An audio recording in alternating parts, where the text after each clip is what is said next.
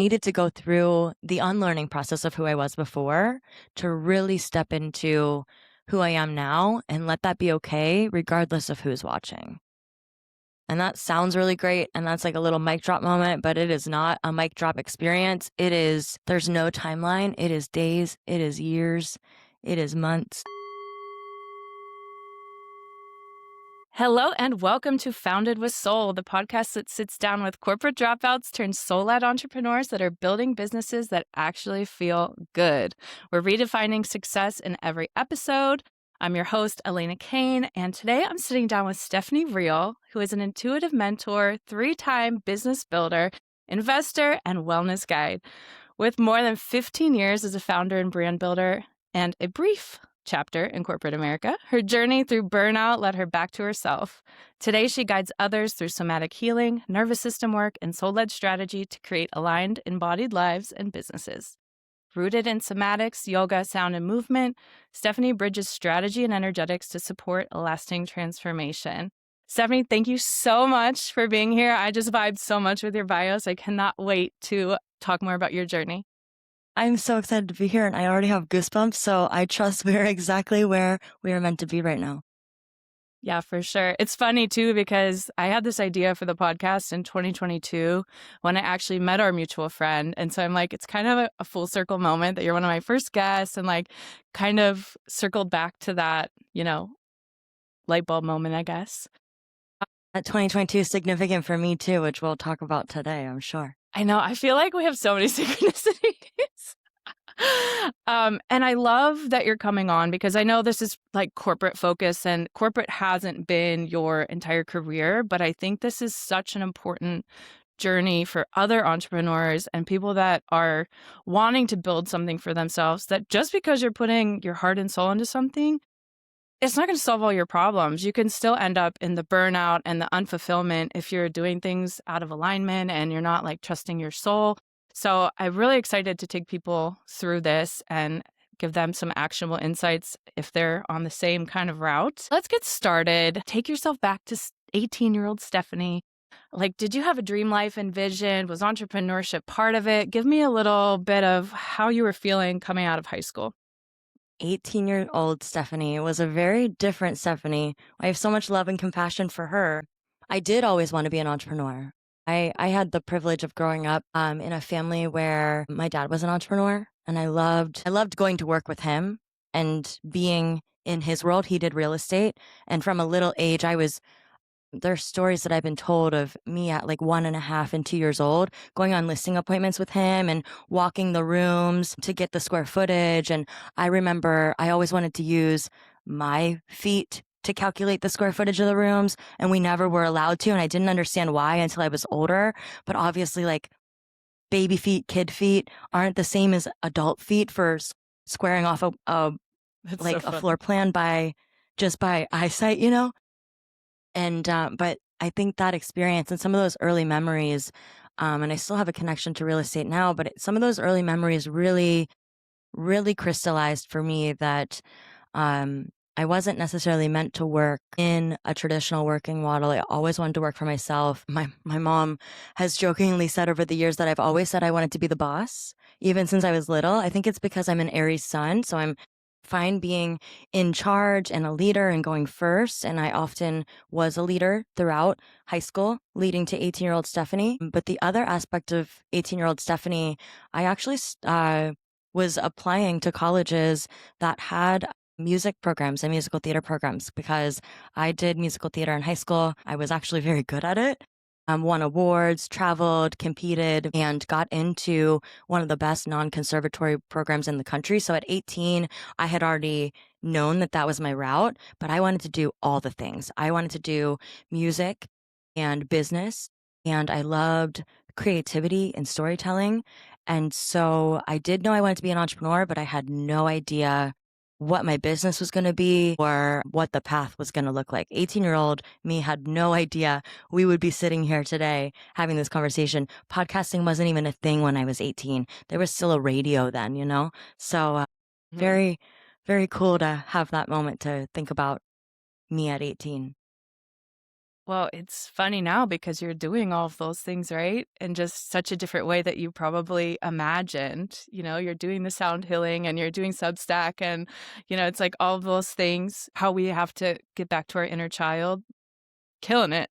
Yeah, even you saying that, it's so funny. Every time I hear that, it's like little winks from our higher self along the way of, the things that we love as a child and even in our adolescence, they so often are the breadcrumbs that are my language that I use, our intuition, our higher self leaves us for our divine path. And divine to me just means like our ultimate highest and best path. It's not tied to a specific religion or belief system, but yeah, it is a pretty big wink.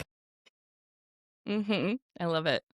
And it's funny because sometimes we don't realize that until we're saying it out loud, right? You're like, I actually had all these passions back then. And, here Mhm. it is, full circle. Okay, so we go to college and you actually start your first business while you're a student there. So tell me a little bit about how that happened and where you went with it from there. Yeah, when people ask about my entrepreneurial journey, I often start when my first business started, which was just a few years after that 18-year-old Stephanie we just met. At the age of 22, I was a senior in college. I took my first marketing class ever because, see, I started as a music theater major. And then I wanted to do music theater, business, and journalism. And the music school wouldn't allow me to triple major because that was too rigorous of curriculum. So I stopped being a music major and stopped singing and focused on business and journalism for the rest of my schooling. But the interesting thing with that is my courses were kind of all jumbled around. So I was in my senior year taking my first marketing class and it all clicked for me. My dad had been telling me for years that I should do marketing. He could tell that I would be good at it. And I helped him with some marketing for his real estate business throughout the years. But, anything dad says as an 18-year-old or 22-year-old, not necessarily going to listen. But I was in, I was in that first marketing class and it all clicked for me. I was like, wow, marketing is a cool, like I get to be creative. There's also data and statistics, which I loved, like getting the proof of digital marketing because back then that was right when digital marketing was really starting. And I was on the forefront. I was an early adopter for Facebook because I was in college and we were the only ones that had access to Facebook back in 2005. Twitter in the early days there, having conversations now who have become very influential people, but back then we were just chilling and chatting and hanging out on a new social platform. In that moment, in that it was actually my last semester in college and I was like, well, I'm not going to go back to school or stay in school. I didn't love school anyway, but I always wanted to be making money and doing things. And so my solution to having no marketing experience, but feeling like it was my thing, is I started a business and took on any contract I could get at 22 years old with the technology available. I was using Craigslist to get my clients and leads. That was a very legitimate way to get business back in late 2008, early 2009 into 2010. Then referrals because I did a lot of internships as an undergrad in different journalism publications and magazines and was able to kind of snowball all of that in the most beautiful way into different contracts here and there to learn everything I could on the fly. And so fast forward 9 years, I kept that business going as a side hustle. It turned into a side hustle because I leveraged my experience to get my first corporate job, even though it wasn't fully corporate. I was the first non C-suite hire at my first job out of college, like my first real job for somebody else. And I built out their whole marketing department. And it was corporate, but it wasn't because it was still early stage. It wasn't like the traditional slow moving, huge organization where everybody had a little part. I was all the parts because I was the only person that was hired other than the executives. And so I feel like I'm getting off track on your question and answering, but that really it allowed me to get a lot of marketing experience. And then I lived the side hustle life before that was a thing. Friends thought I was crazy because I was working nights and weekends for my business and going to work for other companies that I worked for throughout my journey during the day. But that's really how my first business started. And it turned into a full service marketing agency for small businesses all over the country, which is pretty wild to think about and wild to say with no business plan, no real intention or clarity either, which was a challenge as well. But But yeah, we did some really great things. That's amazing.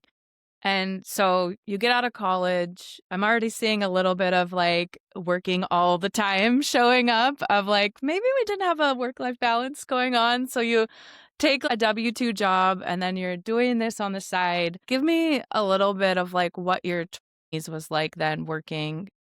It was work, work, work. And Stephanie, who sits before you today, recognizes that so much of that working all the time, and then working out really hard to manage the stress and going out and partying to manage the stress was because I wasn't facing things in my life that really emotionally were present to be dealt with, but I poured myself into work more. But yeah, I had really no balance. I would go through seasons of like working nonstop, wouldn't see friends. I remember I can picture one time. This was before I went all in on the marketing agency. I was still side hustling, and at that time I was working for a marketing agency because I moved around to a couple different full-time jobs, but I was still building my business and had a lot of clients on my own as well. But I specifically remember one time, I think this was 2014. So I was a couple years into doing this, and I can see this roll into future versions of Stephanie too that we'll get to. But it I was supposed to go to a music festival with some friends, and at the time I lived in Arizona, in Scottsdale, and we were supposed to go to Vegas for the weekend for a music festival. Um, I had overbooked my schedule so much and had so much work due for clients and for the company I was employed for, that I couldn't go. And I had done a good job of training my friends that like I probably wouldn't show up because I had to work, but I was the one that like reached out to plan to go to this music festival. I was like, I absolutely can't go. Even the thought of going didn't sound fun because I was so depleted. And now, I mean, rewind, that was 2014. That feeling existed in my body and my experience until about 2021. Wow. Yeah. I also like when I started going on my own as well, I was always kind of oh, I have to work, I have to bring my computer, I have to bring everything with me. And it is stressful. And your friends are like, but you were here to spend a weekend with me. Couldn't you have done that before you got here? And I was like, no, I couldn't. So I totally get that. Did you feel like you were kind of like trying to prove something? Were you chasing money? Like, kind of what was the motivation behind working so hard? Mm. Yeah, I didn't know it at the time, but in reflecting now and a lot of my inner child work and a lot of the other work I've done with different coaches and therapists that I've worked with on my healing journey, I recognize um, I was really trying to prove I was worth it. Like that I was worth the dollars I was getting. And that showed up in my romantic relationships and friendships, in family relationships, in my business. As I've heard the phrase said, as we do one thing is how we do everything. I remember the first time I heard that, I got really triggered and I was like, "Oh, that's because it's true." And like, this is how I'm showing up across the board. I mean, even into 2021 and 2022, I'm now almost a decade into entrepreneurship. I was in a real legit corporate environment for 92 days, which that's why it's a brief stint. Cause like legit corporate, I knew the first weekend it wasn't for me, but I had left all that. I was fully focusing on my marketing agency and growing the team. And I would always make jokes to friends about how I had a really awful boss. But the joke was because I was the boss. And I think about that now and I have so much compassion for her because she was trying so hard to feel like she was worthy of the life that she was living. I think that even brings some emotion to the surface, even saying it now, because it didn't have to be that hard. Yeah, I also say I'm a bad boss to myself a lot of times, but it's more like getting myself to do stuff. I'm the Yeah. opposite. Um, you end up going full time in your marketing agency. Tell me a little bit about that time and like kind of the catalyst to go full time, because I'm sure that was also a little bit scary. Yeah. Well, It's interesting living a side hustle life and doing it for so long because I had done it for 9 years. I recognized that I was really playing it safe. Like I had enough business that I could have left a lot of my jobs at any given time. I give myself a lot of grace. My father was very ill. He passed away in 2013, but he was sick for 14 years. So there was a lot of chaos and stress and uncertainty with that. So I needed like a sure thing to try to give me some semblance of calm. But I held on to a lot of those jobs a lot longer than I needed to. But I also dealt with waves of burnout throughout all of that. And I think even at the very beginning, when I was talking about 18-year-old Stephanie, when created my first business, I didn't have a business plan. I didn't have an intention. I just knew I really wanted to work for myself and I didn't want to work for other people. And then I kind of found myself in this world where I was working for other people and myself. But I had dealt with burnout throughout. I had worked in a marketing agency, loved my mentors and loved the team that I worked with and had so much fun on the campaigns. But the work itself, I burnt out doing that too, because again, there was no balance. I was working so much and I always prioritized my employers and their work and my client work was like my free time.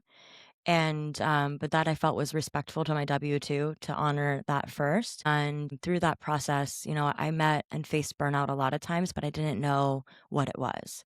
My answer to that in those days was work harder, push through, drink more caffeine, go out and live a little, have some fun, go out and dance and party with your friends on the weekend. Um, Working out. I was talking about this actually just earlier today. I was navigating so much stress that I had to do two like very challenging workouts a day just to feel like something, anything. And yeah, it was very rigid. It was very strict. I got great results, right? I was crushing it for the companies I was working for, and then my clients, we were having a lot of success too. But I got to a point, so after the marketing agency, I worked for an e-commerce startup and I still had clients on the side. And without going into all the details for that, the company shut down. And I was grateful because I had clients that could support my income because we were basically pulled into a Zoom. And while we were in the Zoom, our access from our devices, we were all remote, our access was being revoked. So like I was director of social media and they had removed me from like Facebook, for example. Gonzo, right? So I was so grateful I had clients. But right before that shift happened, I was interviewing for this corporate role at this Fortune 6 company and kind of decided I didn't want it. And also the interview process was like 2.5 months long and I work fast and I was like, they're not even going to offer me the job. And then I had started interviewing, I'm pretty sure in March and it was August. And I was like, I'm never going to get an offer. Why are they even, I did like 8 interviews over that time. And I was like, this is really confusing. I operate so differently because I had worked for small businesses and we move so much faster. They called me one day and I was like, oh no, I think they're going to offer me the job. And I was like, okay, I'm going to convince them not to give it to me. Because that year I had like a couple weddings to go to and these trips planned, and it was August. I couldn't start until October 1st. And I remember this so vividly. I haven't thought about this in a while, but this is alive right now. And I was like, okay, I'll start, but you have to pay me this amount of money. And I made up a 6-figure number. And I was like, if they give me this, like, okay, but they're going to say no. And I can't start for 2 months, it's August. I can't start till October 1st. And they're like, great, we'll see you then. And I was like, what? And like, I didn't have like a W-2 job, but I had built up enough clients in my consulting business that I didn't need to do it. It was almost, again, proving I was worth it, proving I could get that dollar amount over, 6 figures. And I remember I really didn't want to take the job. But another pattern that I was really living in and that was really alive for me at the time was I was doing things to make other people happy. And I had given so much of my power away in my romantic relationships and even with the desires of my mom at the time, and like what she was like, what her idea of success was, right? Like, oh my gosh, this Fortune 6 company is offering you this amount of money. Stephanie, I'm so proud of you, blah, blah, blah, blah, because that's a very real paradigm of success. And I took the job and they flew me to the Bay Area for my orientation. And I was day 2 in the meeting with the whole marketing team, the like SVP of marketing. They didn't have like CMO or whatever. SVP was the highest that they had. And he's in the meeting and he's saying something. And I raised my hand and I'm like, they weren't even, it was something because I had come from like digital and tracking everything. And there was something that wasn't being tracked. And I raised my hand and I was like, well, like, why wouldn't we do it? Why wouldn't you track it to know if like it's getting opened or not? Like there's just this thing. And I was like, I think I might be in the wrong place. And then so I knew a weekend and I remember I called home from that orientation. I was there for like the whole week and I called home and I was talking to my partner at the time and I was like, this isn't it. And he's like, how do you know that a weekend? And I was like, well, I mean, I know it, but I was encouraged by many people in my ear to stay. And I stayed and I actually was working so much for that corporate job. And I'm getting to the answer to your question, I promise. I was, I was working so many hours for that corporate job. And one of the cool things about being in such a vast corporate organization was I got to work with people literally all over the globe. Some of my team that I was corresponding with and working with, they were in Ireland and I was in Arizona. But that meant really interesting hours for calls and meetings that I had to be on. And like the majority of the team was actually in like on the East Coast. So, it was long days. Like I thought I was working long days before. It was taking up 16 hours of my time in a day to do all the things and be on all the meetings. And so my window to be able to work on client work was getting smaller and smaller and smaller. And part of the work I was doing then, I was managing digital advertising and email campaigns. And I would respect my W-2. So I wouldn't be checking things on their devices or during their time. I would be on my personal laptop in the bathroom on my lunch break, sitting in the bathroom or outside in my car, but in Arizona in the summer, real hot. You can't always sit in your car. But I would sit like in the bathroom or out in the lobby of the building and work on client stuff and take like whatever client calls I could. And then, in the evenings I'd do it again. But that's another time I was met with really, really significant burnout. And I saw the effect it was taking on me. It was taking in a toll on not only my physical health, but absolutely my mental health, my happiness. I would like cry on the way to the office when I had to go. I was a lucky one that the majority of my team actually wasn't in the Phoenix office. They were actually in the Bay Area. So I got to be remote all the time, but I was in corporate comms for them. And so there were some things that I'd be on meetings for that the rest of the company didn't know yet. And so if anytime we were talking about some of those things we were launching to the workforce that like literally was in the same room with me, I would work from home, it ended up being a really great savior, but my body was screaming at me. I hadn't been sick in, I don't know, probably like 4 or 5 years. I got the flu 3 times that fall in those 90 days. I was so sick. My body was like, forget this. We're not doing this. You can't do this anymore. And it got to a point before Christmas, I was like, yeah, I can't do this anymore. I had already, the thing that they hired me for, I completed in the first 8 days in my job and it still hadn't gone out. And I was like, what do I do? It was just not really aligned. And like I met some really great people and I got to manage a team and that was really cool. And I'm so grateful for the experience. But I got to a point and I was like, I got to get out of here. But the interesting thing was I had let go all of my clients. So I had no clients. I hadn't even had time to like prospect because I was working for this company so much. And I decided to take a leap of faith and I said, I'm leaving. I'm giving my 2 weeks notice. I'm out. I don't have a job. It was around a holiday that's in January. I don't remember. Truly don't know what holiday it is, but I took a vacation. I went to Mexico with my partner at the time. And I was like, I am going to decompress. I'm going to go to one of my happy places, the beach. And I trust that, the universe is going to show me what I'm going to do next. And like worst case scenario, I was always like, I've always wanted to be a barista. I think it's so cool. You're like a bartender during the day. And I love fitness. I've always loved fitness.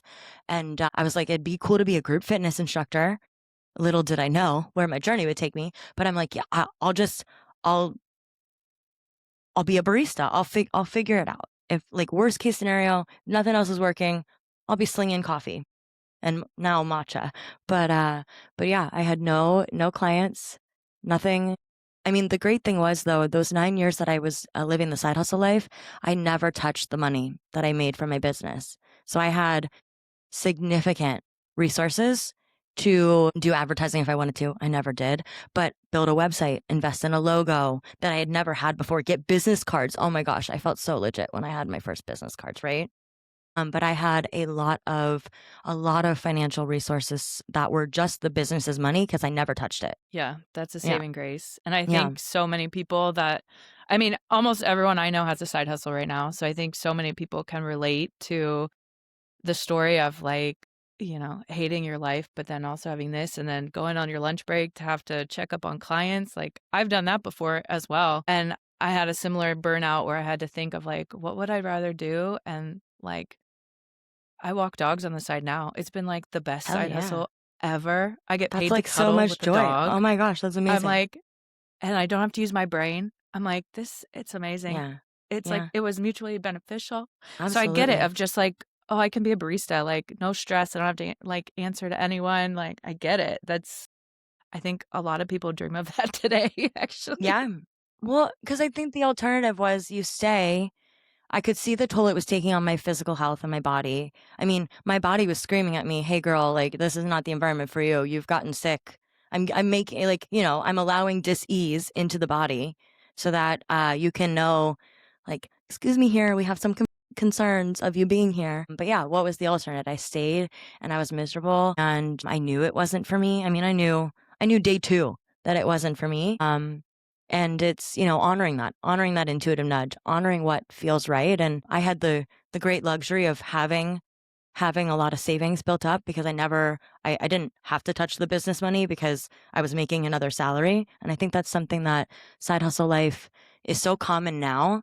But oftentimes people are like, oh yeah, my side hustle pays for this. And I'm like, well, what if your Mhm. side hustle saved for a little bit? You wouldn't have to do the thing anymore. But a lot of people, that can be a challenge sometimes. And I get that. So that was a big saving grace because it truly allowed me the freedom to say, I'm going to do this. I'm going to go all in and I'm going to figure it out. Okay, everyone listening, save your side hustle money. Don't go and spend it all. So you're starting over with your marketing business. Tell me how that happened and kind of the progression of that to lead you to your awakening. Well, thank goodness everything happened exactly as it should. I don't have any regrets. Even some things that sometimes people would regret, I don't because I recognize it's all like I feel it truly allows me to be Stephanie 2025 version who's here with you today, who has wisdom and has learned the lessons that I've desired to learn when my soul decided to come here. But yeah, in 2019, I went all in. I had no clients, no prospects. Which now, saying that now, it's like I have to laugh because if I were if one of my clients came to me and said that, I'd be like, maybe we want to think about this. But if I knew they had their side hustle money saved, I'd be like, okay, how much runway do you have? And I think that runway conversation is something that came up even with a lot of my clients when COVID happened. We can talk about that too. I'm so grateful that I'm such an overachiever, or I was, historically speaking. Maybe I don't hold that identity any longer. But at the time I was, and I did 9 internships as an undergrad in journalism God. school. So that was a lot of and I was a great worker. Even though I didn't like working for other people, I always did. I have always, and even when I had a marketing business, and even now, I treat somebody's business or recommendations that I would give somebody the way I'd want somebody to treat my business or to treat me. So because I held that honor, I left with really great connections. And so I remember there was this guy that worked in one of the one of the newsrooms I worked in college for us. I was there for the summer and we worked on like a couple stories together.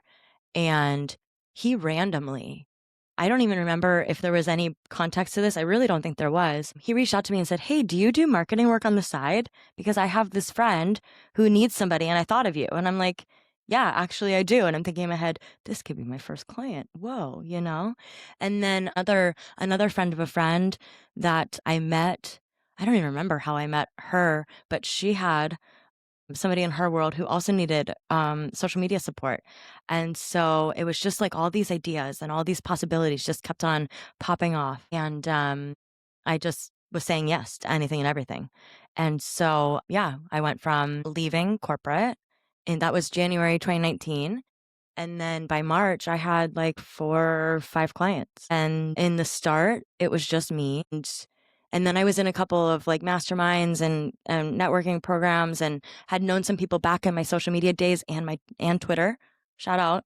Shout out when it used to be a really amazing place for marketing conversations is where what I used it for. And some of my friends that I met on Twitter back in the early days, 2008, 2009, they ran different marketing events and things, and they became clients, or they had people that they knew that needed clients. And so it's just so beautiful how it all comes together.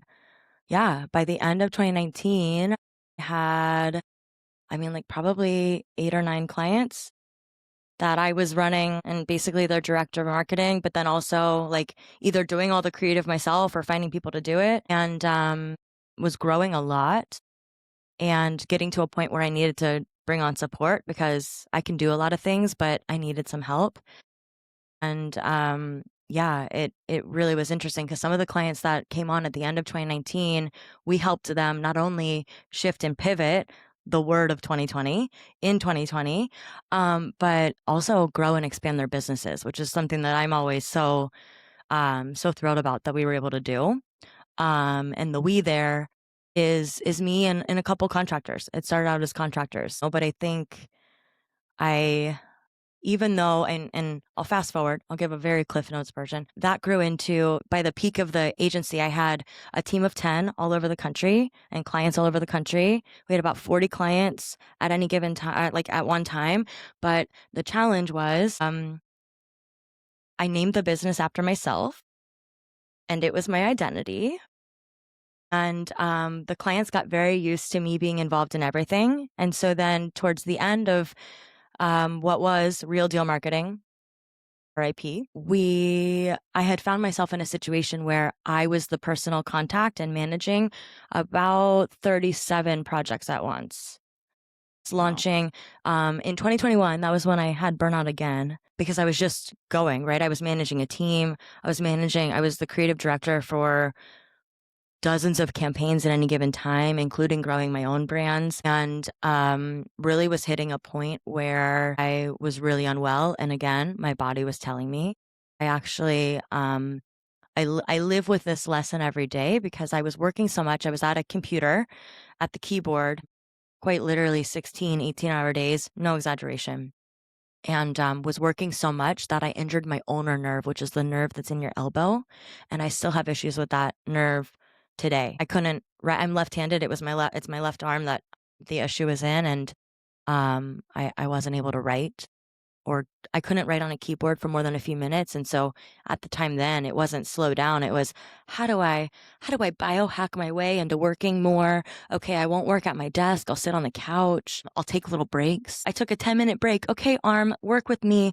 Give me a little bit more time, but it got very, very painful. And I actually had to do about 9 weeks of physical therapy to regain use of my arm. And even now, if I'm at the computer, now my body's tolerance is very, very small for computer work. But if I'm at the computer for like more than 20 minutes, or even sometimes in the gym or in yoga, I'll get the numb tinglies in my hands still. So it's a reminder of that phase of my life because I wasn't honoring what my body and my intuition were saying. Because it was really clear that what I was doing wasn't working. I was working again and again with some of the themes from earlier. I was working a lot to avoid feelings, not to navigate things that were going on in my personal life.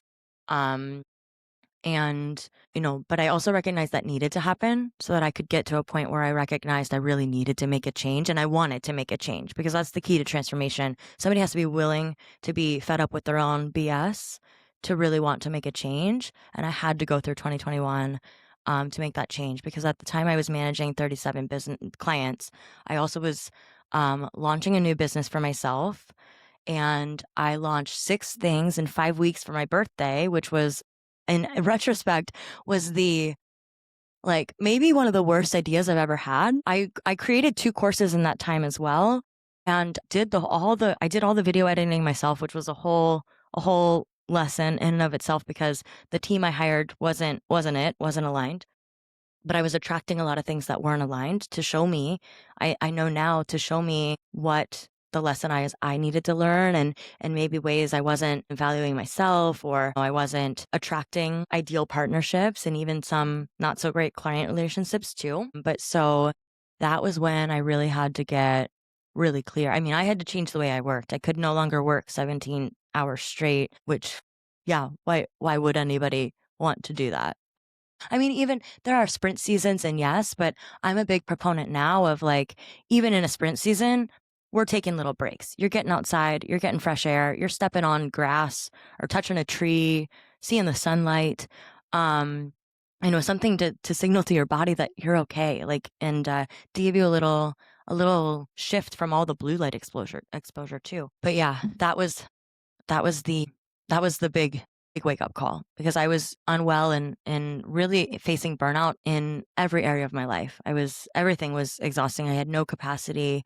I had trained everybody in my life even better. I was like expert level trainer of don't expect me to show up for that. And I look back now and I'm so grateful that I experienced that.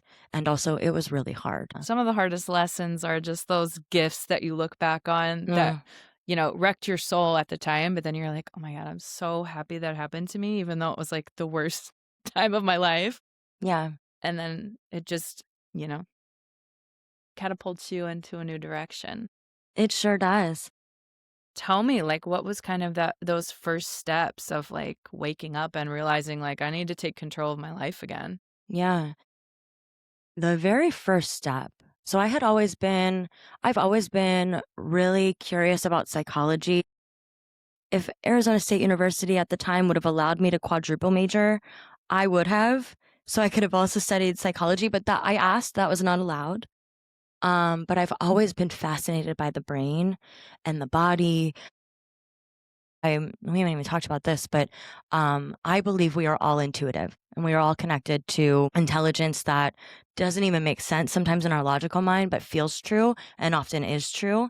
And I've been tapped into my intuitive gifts since I was a child and also turned them down, got scared of them, was told I didn't know what I was talking about for a lot of my adolescent life. But I had this intuitive knowing that like something needed to change, but I wasn't ready to really give up the business yet. But in that, like 2019 or 2020, I was really struggling with a lot of stress and burnout. So I was seeking out alternative wellness solutions because I had been a client of naturopathic medicine for decades at that point, and always found a lot of really helpful solutions through that more holistic approach. I had found very first thing I found was meditation, but um, I I've always had a very active brain. A story I told myself in the very beginning was, well, how could I ever meditate? I can't even, my brain's always everywhere. But I took a transcendental meditation class actually. One of my guides, one of my spiritual guides. So somebody not in this dimension, but something it came to me in a dream. Told me to check out TM, and I was like, what is TM? I don't even know. And then I was in another session with another spiritual mentor of mine, and they mentioned TM, and I was like, wait, what is that? I clearly need to know what that is. And I did the transcendental meditation training and started to practice. And I started that. It must have been 2019 because it kept me sane in 2020 and was a saving grace for me in 2021 to find some stillness, and to not judge myself if I couldn't do the full 20 minutes, because a key to that practice and that way of meditation is as a 20-minute silent meditation. You receive a mantra, and you're to focus on that mantra, but to kind of quiet the rest of the mind. And it really started allowing me to flex that muscle to practice non-judgment and just being in awareness. Then, I believe it was 2021, I was at an entrepreneur event in Arizona, and, I was sitting in the audience of hundreds, or like 300 people or 300 women there. It's a women's entrepreneur event. This, woman took the stage, and she was playing sound bowls, and I had never heard of sound bowls before. And I'm there, I'm networking for my marketing business still, very much like experiencing the highest of highs. My business at the time was growing about 35% year over year, and we were crushing all of the goals. I was winning awards. The clients were rocking their campaigns. Everything was amazing from the outside. And I sat in this sound healing meditation, and I was blown away. From the moment the practitioner facilitator stepped on the stage, my intuition said to me, "You need to know her. She's going to be important in your life." And I was like, "I've heard of this person, but like how? What? This makes no sense." And then I went through the sound healing, and I remember I saw colors, and I had these different visuals come to me that had never happened in meditation before. And something unlocked, something shifted. And so I started following that practitioner on social media on Instagram that day. That was probably about, looking back now, we both laugh about it, because that was before she even had planned to do any one-on-one coaching offerings. And since then, she's been such a great mentor and friend to me. She not only became my coach and helped me really tap into and understand some of the spiritual gifts that I've had since I was little but didn't understand. I also went through her certification for sound healing and understanding the bowls, and also a trauma-informed approach to healing and guiding. And it was a big catalyst for me, because that was even though it was like a 20-minute session in an event, it gave me just a little bit more space in an area where, right, I was networking with other business owners. At the time, I had really long hair. And like, if anybody's listening and you look back on my Instagram now, my key signature, my hair was really long. It was always straightened. My hair's naturally curly. I never wore it curly. And I would always wear hot pink. That was because that was a brand color, and like the color psychology behind hot pink, like that was very intentional. But I was never seen in public without wearing something that was hot pink. The funny thing now, I don't even own any hot pink, but it gave me a little bit of space in a new way. And it truly, I didn't know it at the time. I knew it was significant. I didn't know why, but I didn't know at the time just how much would start to unravel in the best ways because of it. Because a year later, I would be actively closing my marketing agency. After thinking earlier in that year that I was going to grow it, I had hired my first employee versus contractors. And through that process, realized that I did not want to be in that business. And realized that it wasn't in alignment. And it was like the first key that unlocked the door just a little to let in some, now what I would say in my language, some liberated energy to have some space to feel maybe and get curious about what a different reality could be. That's amazing. So, what was that kind of deciding factor where you're like, I can't do this anymore? I am going to, go into this more spiritually embodied type of business, or maybe you weren't even there yet. Through my mentorship with my coach at the time, I was slowing down enough, and I was receiving regular sound healing one-on-one, and she's an intuitive and a psychic as well, and was able to really channel in some really interesting and valuable messages and codes for me. But I started feeling them myself too, really more so. And it wasn't one thing. It wasn't like there was a straw that broke the camel's back, and that's such a weird phrase, but it wasn't one thing. It was more me waking up and realizing that actually every way I was living my life at the time was out of alignment, not just my business, my personal life. I was in a relationship that was not aligned, like from the start.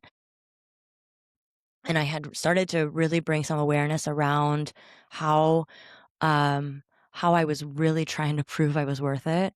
And it's interesting because I had that in beginning of 2022.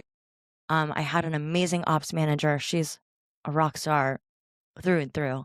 And I had some really great contractors working with me, but another mentor I was working with at the time for business really was encouraging me to hire employees instead of just contractors. Because contractors, there's pros and cons to everything. And I was running into some challenges with deadlines and things. And with a contractor, you don't have control over somebody's work hours or things like that. That's kind of the part of the beauty of it. And that's one thing I loved always being a contractor as well. But it was starting to impact some output for our clients. And so I never really wanted to have employees. I've always loved being a mentor, but not a manager. But I did it again, still working from that part that really wanted to do what the people that I really respected and wanted to do. And the specific business mentor, she had employees in her business. And so it, I was like, okay, yeah, this is the solution. This is the path. And again, with the first week thing, literally the first week that this employee was on, we met for our first training, and like she was great. She was green. She didn't have a ton of experience, but she was eager to learn and like good energy, good vibes. I had her meet with my whole team, and we all like it was a unanimous decision. She was a great fit. And I think it was kind of two part because my business was large enough at that point that I waited too long to hire an employee. So I was in an impossible position, and my employee was too, of like, I needed somebody that already had been in the business to really alleviate things from me because I was drowning. And she, of course, being brand new, was not able to do that. And then also a lot of the questions she was asking and a lot of the things, like seeing her move through it and her do it, I started to really see, oh my gosh, this is my life and I don't like it.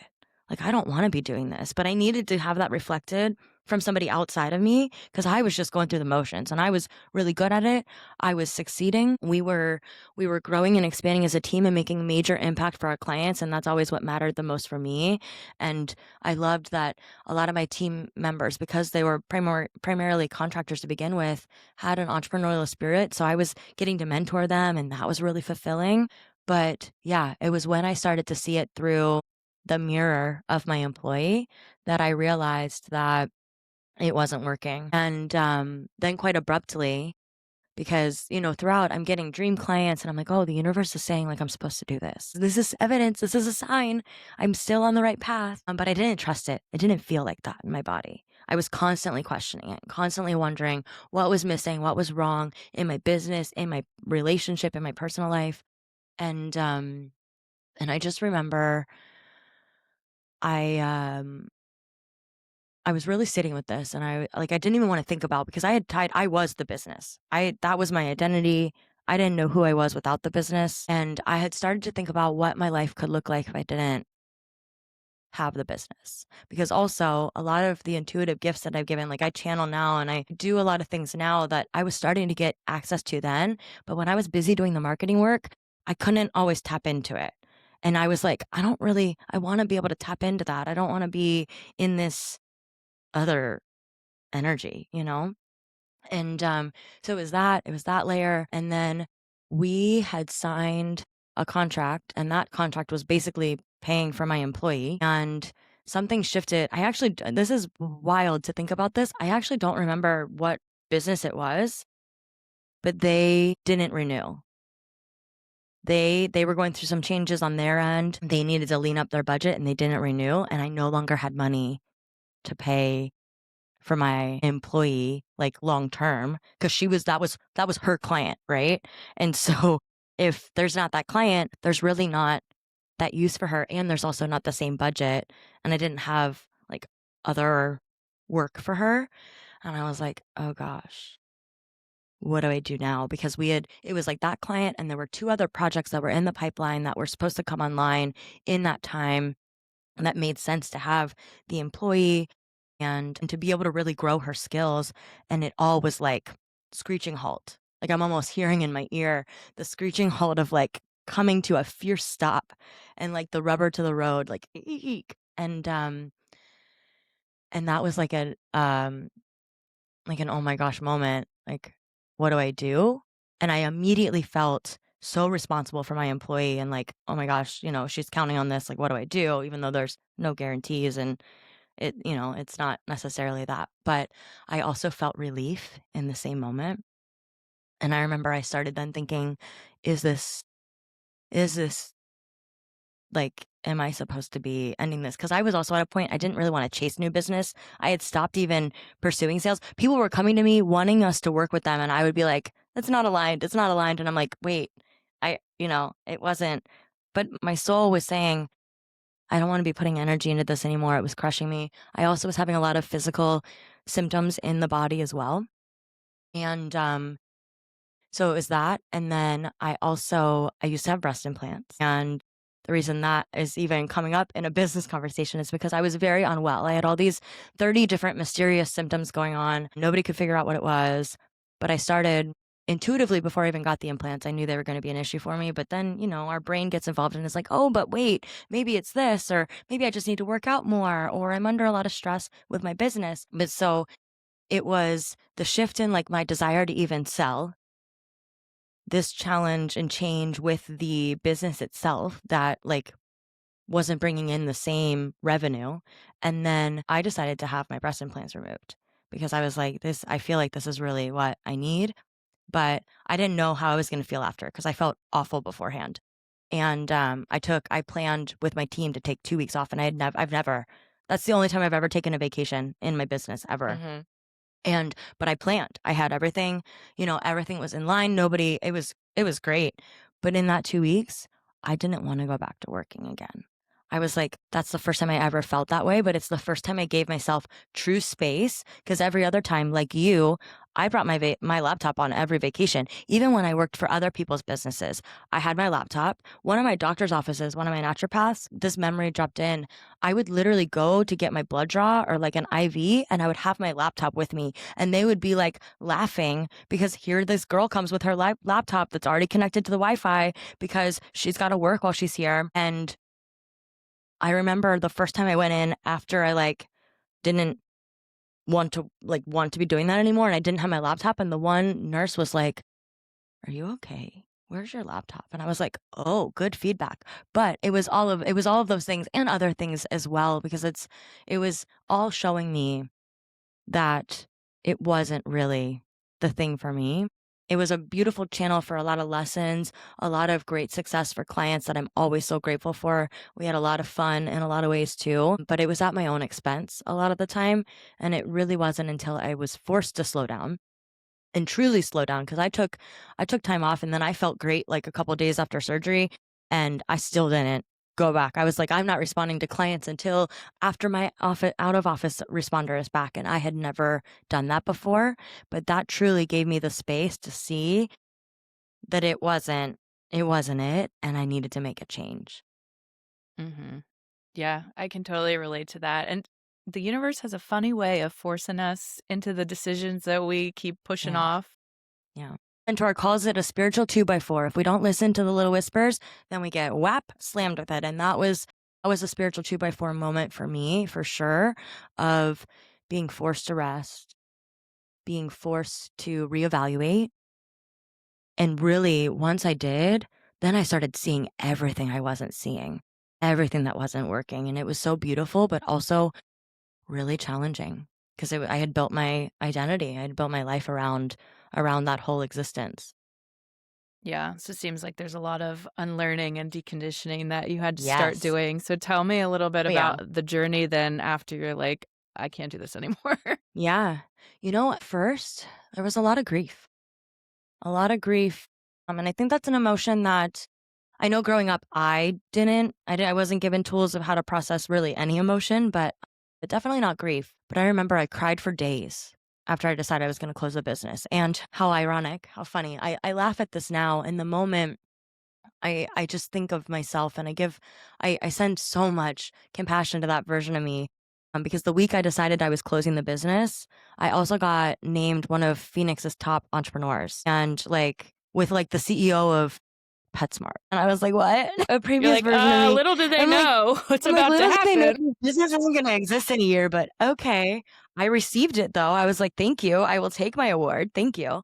But the previous version of me would have said, oh, this is a sign from the universe. I'm gonna keep on this path. Look, I'm being rewarded. Recognition feels so good. But I really had had enough somatic practice that I was in at that time with different coaches I was working with and things I was intuitively leading myself through, where I was like, wait, does that feel true for me? Do I really want to do that? And I was like, no, I feel so much relief in the idea of this business going away. I can laugh about this award. Like, thank you for acknowledging, this whole journey. And also, I'm ready to let it go. But I had to really hit that bottom moment of this isn't working anymore. And I can't. I couldn't even bring myself to sell. And If I believe in something, I have no problem selling. And like selling from like a heart-led place, not like slimy sales tactics, but I didn't even want to like accept proposals that were coming. I was like, well, I'm going to price it at a crazy amount so they say no. And it's like, oh, but wait, that really is saying I don't want to be doing this work, you know? But it was a lot of a lot of tears at first. And I had to go through a grieving process. It was truly like the loss of a person because it was in some ways it was a loss of a person. It was loss of me, of who I was before. And I didn't know who I was on the other side of it, but I was willing again to take a leap and to try to do something different. I went kicking and screaming in some ways because I had in 2021 I launched a second business and it was marketing related. It was consulting and courses. So even after I closed the agency and felt that deep breath of fresh air, was I was still like a student of sound and I've been doing yoga for now over 13 years. So I was kind of throughout my journey. But I really looking back, I knew I've always wanted to help people and be a leader, but be able to help. And I was at an event, actually one of the last events we did as an agency helped a client with an event. One of the speakers on stage said that you're most equipped to help the person you were before. And that is something that I've really adopted as like kind of a mantra of sorts at this stage of the journey because that's truly, often when I'm introducing myself, I'll talk about what I'm passionate about first because in that first when I first let go of the business, I was still saying, well, I used to be a marketing agency owner, but now I do this. And it was like just weird energy, like kind of diminishing energy of not really accepting where I was. And the language has shifted for me. I was just at a business event a couple of days ago and introducing myself, talking about what I'm passionate about now and helping the person I was before, because that person was a marketing agency owner, really burnt out, really misaligned, and hit a breaking point where I had to make a change. And I want to help people, if they're at that breaking point, help them through it. And if they're not at that breaking point, maybe give them some resources and some support that they can really flex their intuition muscle for themselves and know what's right for them. Because that's the thing. Our body is always talking to us. But so often we live in a world that's really noisy and we're not really taught to trust ourselves because that makes us really powerful. And it instead we're taught to outsource our power and listen to experts, do survey people and like get their input. I've never really liked to do that, but there was a point in my life where I was doing that a lot and doing what other people said I should do. It was a lot of stacking of those habits of regular meditation, sound healing, walks, doing gentle exercises. I used to be a hit girl, workout girly twice a day, cycling in the morning, a hit workout in the afternoon, and my cortisol was just nowhere to be found. And it was really reprogramming that part of my body and my experience too, to embrace more gentle yoga, Pilates, walks. A previous version of me would have never even considered a walk a workout because it had to be 60 minutes. I had to sweat and be out of breath. And it was just so unkind to myself. I was talking to my trainer about this morning, actually. And it's like, I've come so far with that and I'm so grateful, but it didn't happen overnight. It was little micro moments of building trust within myself again, little micro moments of trusting what my intuition was telling me. A lot of quiet self-reflection and meditation, even if it's just 30 seconds, starting somewhere so that I could learn to trust myself again. And then building on a lot of different somatic practices and tools that help me be in my best energy, and then have also led to certifications and trainings and programs that I now help clients with. But it wasn't like I flipped a switch and it's like, okay, I'm this person now. I grieved and then I hibernated for a long time. I was like, okay, I'm in the cocoon. I am crying a lot I used to, when I was younger, I would never cry. I was so disconnected and disassociated from my body that there was not emotion. Even crazy stuff would happen and I would be like, good, like, are we moving forward? Like, let's go make some money. And now let's make some money, but we might cry along the way and that's fine too. But does that answer your question? I feel like I really took that one on a squirrel ride.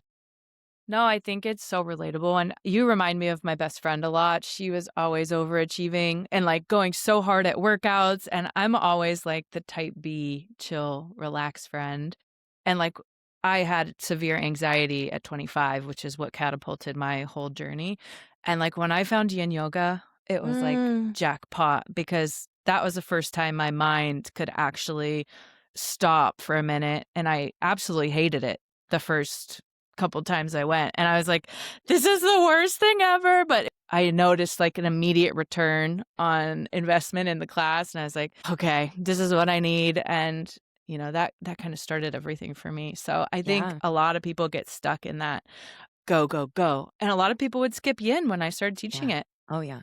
I wouldn't see them for months, and then they'd come back, and they'd be like, "Oh my god, you don't know how much I needed that," and I'm like, "I know, because you aren't prioritizing your own, like, mental Mhm. health, and because you weren't sweating, it wasn't like yoga, and, like, it was just continuous everyone be like, "Oh my god, I needed it so much." You start, doing all the mentorship, and you're going through it, you're hibernating a little bit. Tell me about kind of that next step in your journey of is this when you're starting your next business to help others get the tools? I have been semi-hibernating for a while now, and I say that very jovially. I after closing a business, I also had a pretty significant surgery. My body had to recover from that. I I also am very happily divorced, but I went through the divorce process and closed the chapter on my first marriage. You did a lot all at once. I moved.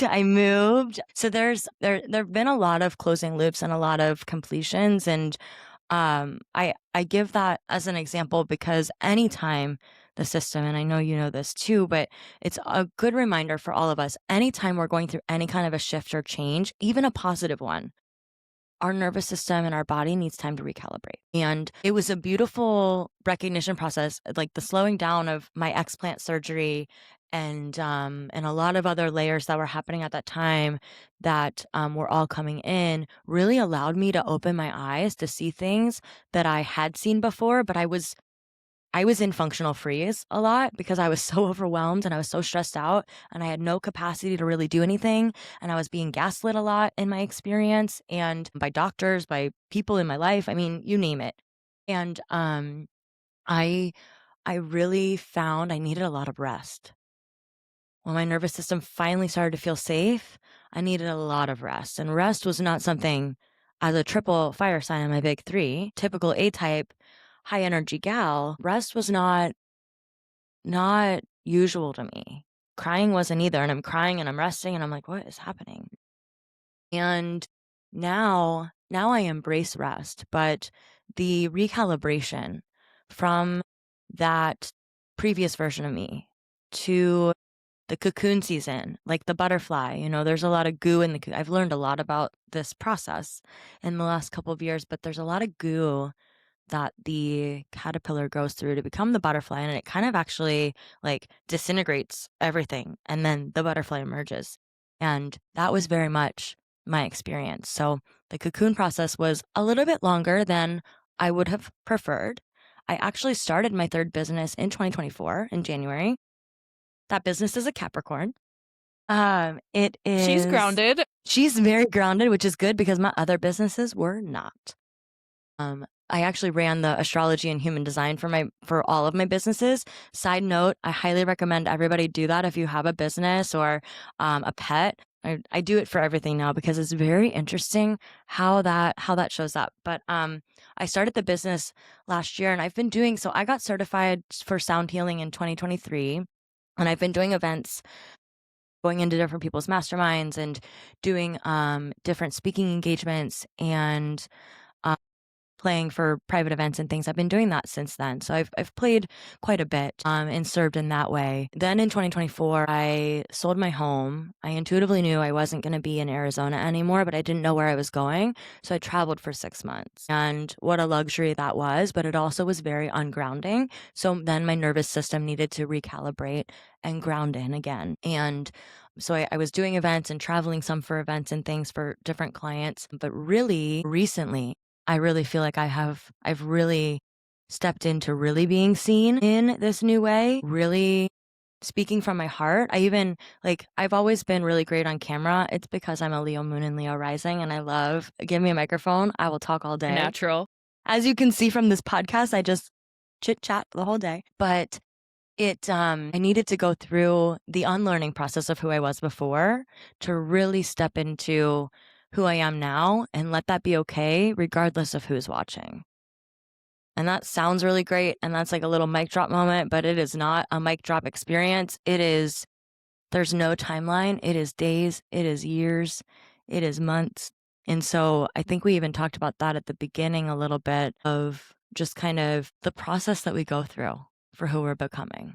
You know, I remember I was asking a spiritual mentor last year sometime. I was like, how much more do you think I have of this? Because like there was a dark night of the soul involved and like all these things. And I was like, I feel like I'm ready. I intended actually to launch a podcast in 2024. We talked about it offline before, but I recorded like 20 episodes with interview episodes last year. Was so excited, and then I got hit with another spiritual 2x4 of needing more rest, of it not being time, and that was a really hard lesson for me to be told. And I was hearing it from my own guidance and my own meditation sessions, from my spiritual mentors. It was coming through in my field, and I did not want to hear it. But it was an opportunity to deepen into rest and to deepen into really shedding some final fragments of what needed to go. And so I feel like I'm just beginning. 15 years in business, and I'm just beginning again.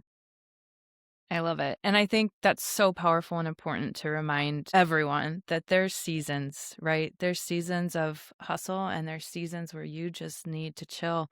I mean, we're about to enter winter, which is always just like a kind of hibernation season. If you just look around at the earth, nothing's go, go, go all year round. You know, the leaves fall off and the trees get a little break. Then they regrow again in the spring. And I mean, I'm always really gentle with myself. This whole summer as well, I feel like we're on a very similar path of like, I'm now too like, okay, I'm doing the podcast, I'm getting out there. I know you're like launching this cool community. And it was like, I had to be hibernating all summer for it to, finally the energy like build and get to this point. So yeah, thank you for bringing that up, because I also, sometimes you just have to be gentle with yourself and be like, it's okay. Rest. You need the rest. It's going to happen when it's supposed to happen. Yeah. Really believe we cannot miss what's meant for us. And I know that's so cheesy, and it's like all over social media. I primarily use Instagram, so I'm like seeing memes with it and, little spiritual graphics. But I truly believe that, because I think of so many times where I thought I missed the window. And like, even I'm 38 years old, and I'm starting brand new in a new category. I've never done this, kind of work officially before. I did my yoga teacher training over the summer and lived in Costa Rica for a month. I've deepened my learnings and things that I've been studying for years, but I'm doing it with the intention of and really helping clients through it now. So it's a different level of respect and honoring of that knowledge. There's some societal sayings would say that, it's too late. I'm using air quotes because I don't believe that. I don't subscribe to that. I don't think it's ever something that is on a specific time frame, even that our brain sometimes will think. And that recalibration time, I celebrate you for going through it too, because when we're called forward to our next level and what's truly meant for us as we're transforming, it often does require deeper rest than we believe, because we're turning into and transforming into somebody we've never been before. Yeah. And there's never a time where you can't be changing and growing. It's a lifelong journey. I just interviewed a woman a couple days ago who was 40 when she started her gym, and now she has 4 gyms and she's killing it. And I think people do get so stuck in that societal thing of like, oh, I'm too old to do that now. Like, no, you're not. Yeah. Kidding me? Traditional model, like a lot of times, some of the programming, I'll use that word, programming that we're given as children is things happen by a certain time, a certain timeline. You have to do this, you have to do that. And I was real good at checking all the boxes. I did all the things. I did some of them a little bit out of order, You know, I I started my business like while I was still in school. That's not as common. I got married like in my 30s, so like that's also maybe not as typical or common, but is it's really beautiful also to see how you're only over if you think or it's only over if you think it's over. You can convince yourself of anything and everything truly is possible. I sincerely believe that. For sure. So now that you are transitioning into this kind of business, a little more wellness oriented, what are some things you're doing now in your business that you absolutely couldn't imagine you doing in your previous business to avoid the burnout? If you're not watching on video, I'm dancing right now because I'm so excited to answer this question. That previous version of me used workouts, yes, to navigate stress. And yes, that was great, but it was also kind of punishment. And also, it was not a priority. If I had client meetings going on or something, my workouts, first thing to go. Whereas I just started at a new gym and I have the luxury of investing in personal training because I need some accountability in things. And I mean, yoga flows and yin, I got that. I understand and still always learning and growing, but that's kind of my comfort zone. Being in the gym and lifting weights, I've done it throughout my life, but I haven't done it consistently in a while. And the trainer was asking when I can meet. And I say, what do you have available? You tell me. Because my morning routine now, I take care of me first. I don't do calls before noon because I don't like to talk to people before noon. I like to wake up. I like to have my morning meditation. I love to do my morning energy work and grounding. I take my dog on a walk. I go to the gym or I move my body in some meaningful way after I've gotten my sunlight and my nutrition in. I drink a matcha that I make at home and then I can start my workday. And that's what works for me. But a previous version of me would have never honored myself first. It was wake up, phone in hand. What fire do I have to put out? Oh my gosh, I'm already so stressed. I don't even look at my phone. For the first couple of hours of the day, I don't typically look at my phone unless there's like something I have to, like a service appointment or something at home or something like that. I also never used to use do not disturb mode on my phone. I felt so much resistance to that. Like 5 years ago, Stephanie would have never used DND. I'm on DND all day, every day now. Like I forget I'm on DND sometimes and I'll like have a catch up call with a friend and I'm like, oh no, I have to call them back. I missed their call. Or some of my friends know to just call twice so it goes through. Yeah.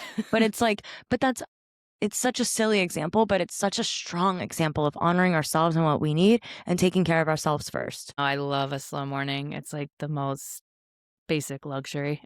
Mm. If I ever have something to do in the morning, I'm like, oh. Yeah. One, there's going to be times, yeah, you have an early flight or you have an early work engagement. And I know, if you're not an entrepreneur and you don't have command over your schedule, you have a lot of things that you're doing and navigating that are out of your control. But I find that even if I can give myself 5 minutes in the morning before I go into the chaos of the day, my day, my mood, the energy of the day flows so much better because I'm honoring myself first. And that can be 30 seconds. It can be 30 minutes.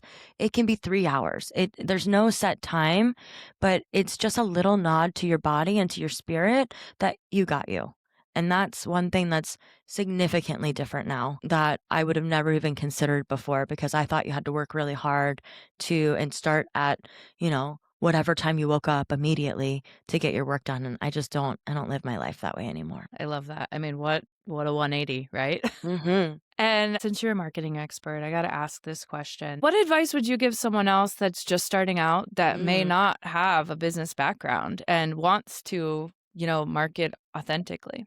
I am going to borrow some advice from one of my digital mentors, Gary Vaynerchuk. I'm a huge fan of Gary's. I've Love had it. the opportunity to meet him, and I was just on a Zoom with him yesterday, and we talked a lot about authenticity. And I think that actually, if you aren't familiar with Gary, or even if you are, think about what Gary does with his content, because I think it's a really beautiful model, especially now versus 2010 when I started my marketing career. It's not as much the polished video shots. I mean, I love my videographer teams that I've worked with across the years and for different things, and that footage is great. And also, I think so many people for so long have used Instagram like a TV commercial or a magazine ad or editorial where it's like so polished and so put together.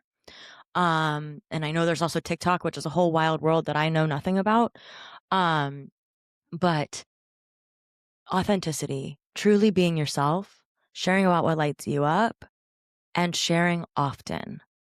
There's that they now are shifting to, instead of showing you content from people you necessarily follow, they're showing you content based on your interests.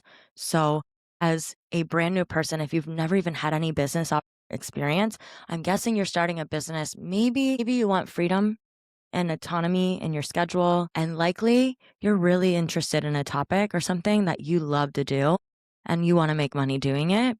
And the cool thing is, I would say that's an interest of yours.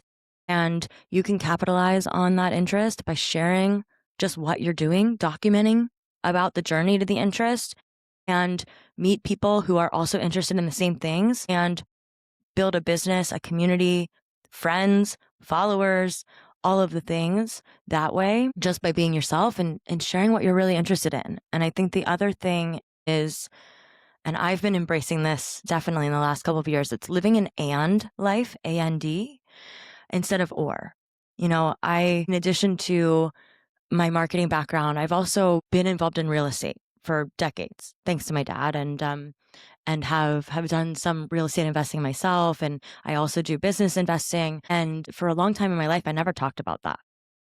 And because I was thinking in an or capacity, like I have to be this or that. And I have to talk about marketing all the time because I'm a marketer. And what I've realized and recognized is I've learned amazing marketing knowledge from over a decade working in the industry, studying the trends, working on the platforms, knowing how things work. I help clients with that still sometimes. Sometimes it drops in that they really need some business strategy support, and we do that. And I can also help people build from a really aligned place. So whatever their business is, they can do it in a way that feels good, where they're honoring themselves. And it's an and situation. So yes, I know marketing. Yes, I also know real estate.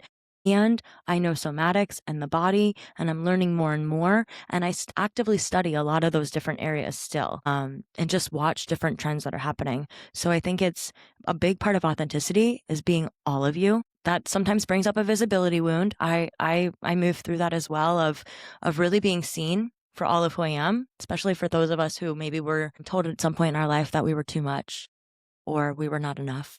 It's funny how both of those are opposite, but they both trigger the same part often. But it's embracing all of your passions. So maybe you're a real estate agent and you also love cooking. Maybe you're a marketer and you also love yoga, or you are a podcaster and you also love walking dogs. My invitation would be embrace all of it, share all of it, and you'll find and build your community that really is representative of all of you instead of just a portion of you that isn't going to feel as authentic because you're not being your full self. As a multi-passionate person, also agree with that. And I also do so many things and I'm like, I could never niche down. Are you kidding me? I could never just be a cooking person. Like, you know what I mean? It would be too hard. What are some exciting things going on in your life that you're bringing into the world? Because I know there's some goodies going on that I want to hear a little bit more about. I love it. Thank you for the opportunity and the space to share a little bit about that. Um, to go back to your other question of things that I'm doing differently now, I'm following my intuition on everything. So if I've worked very diligently in the last couple of years to really get clear on what my yes and my no are in my body, and that's something I work with clients on as well, of like really knowing what that yes feels like without a doubt, and knowing what a no feels like. And if we don't know it, using a pendulum to get there, and there's other tools we can do to help you feel that in your body. But I make all of my decisions from my body now. So if it's not a yes, I don't do it. And just yesterday, at the time of recording this podcast, I've been working one-on-one with clients for a long time. And also doing group events and experiences. And I love teaching. There's something, and I know we didn't even really talk about yoga, but I know you also teach yoga. And there's something really magical that comes alive for me when I'm helping guide people back into their breath and in their bodies. Like even from my very first YTT Zoom call, we taught on that call. And I had no idea what I was doing. And I had this moment where my intuition was like, yes, girl, you're going to be doing more of this. This is so cool. And I keep on getting these little glimmers and visions from my higher self, from my intuition, from source, from all of the above of what's on my path. And one of those things is bringing together community, not only for different events and experiences in person, but online, holding a space to bring entrepreneurs, people who are interested in this area. You don't have to have a business to be interested in somatics, being connected to yourself and your authenticity, getting some coaching, but being able to really connect with other like-minded people, being able to share our journeys. And then I really consider all of us humans that are on the planet right now to be channels of information of our codes and divine wisdom that we have to share. And I've been practicing a lot of areas of that study, whether it's animal communication, mediumship. I've been doing energy readings for quite a few years now. And really opening up a space that we can explore any and all of that, help people heal, open up conversation, and get into our bodies, do some movement. Not necessarily yoga, maybe it's dancing. I'm dancing in my chair right now, just thinking about it, getting excited. But all of that is my new online community. It's called the Energy Edit. Yeah, I'm just feeling inspired. I was like, it's time to do it. So I launched it yesterday, and I'm Love it. I'm opening up that space. It'll be a monthly call to start, and there'll be benefits that just the community gets and things like that along the way. I don't know. I think big often, like first I see the big vision and then I'm like, oh wait, I have to back up to figure out how I get there. But I'm like, in-person events and wellness experiences, retreat experiences. I love being a part of those and facilitating in those, and would love to see my soul's journey allow me to cultivate more of those spaces. I've done some of it, but I would love to do more of it because there's so much magic that happens when we come together, when we are our authentic selves. And even if we're only able to give 20% of ourselves that day, somebody else in the room's got 100, and we Hmm. can really lift each other up. And that's really something that I'm really, really, really excited about right now, and just seeing where it goes. Yeah, I love it. Maybe we could collab in the future on some other things. Yes, yes, yes, yes, and all the way. Okay, so one last question, and we're going back to how do you redefine success now? I love that we were just talking about authenticity because that really, for me, I know I feel most alive when I am most myself. And think about, I think about 18-year-old Stephanie and how she might have defined success. And then I think about, and to her, I would say success had a lot to do with freedom and a lot to do with hitting certain milestones by certain ages and a lot to do with achieving, a lot to do with achieving and getting praise and getting love that way. And then I think about late 20s Stephanie, who had the marketing agency. And I actually think I don't have these pieces of art anymore, but I used to have these two picture frames in my office. And the one said, happiness is doing what you love and freedom is doing whatever you want at any time, or something like that. It was about happiness and freedom. And those were compasses for me at the time. Ironically, I didn't have a very freedom-based lifestyle because I wasn't freely in my authenticity, freely able to express my feelings and emotions or live in my ultimate, what I believe now, to be my ultimate path and to feel the freedom that I really feel in my life now. But I think then fast forward to now, those are all beautiful things. And money is an amazing energetic resource that allows us to access things and makes life easy in many ways, you know, to not have the stressor of um, certain basic needs that require this dollar and this currency system. And I just think so much about that freedom. One of my words for 2025 has actually been liberation. It's been beautiful to explore that this year. And even from the beginning of the year, I'm thinking of liberation in new ways. But I think the biggest thing is really like I was that call to action with the marketing advice for everyone.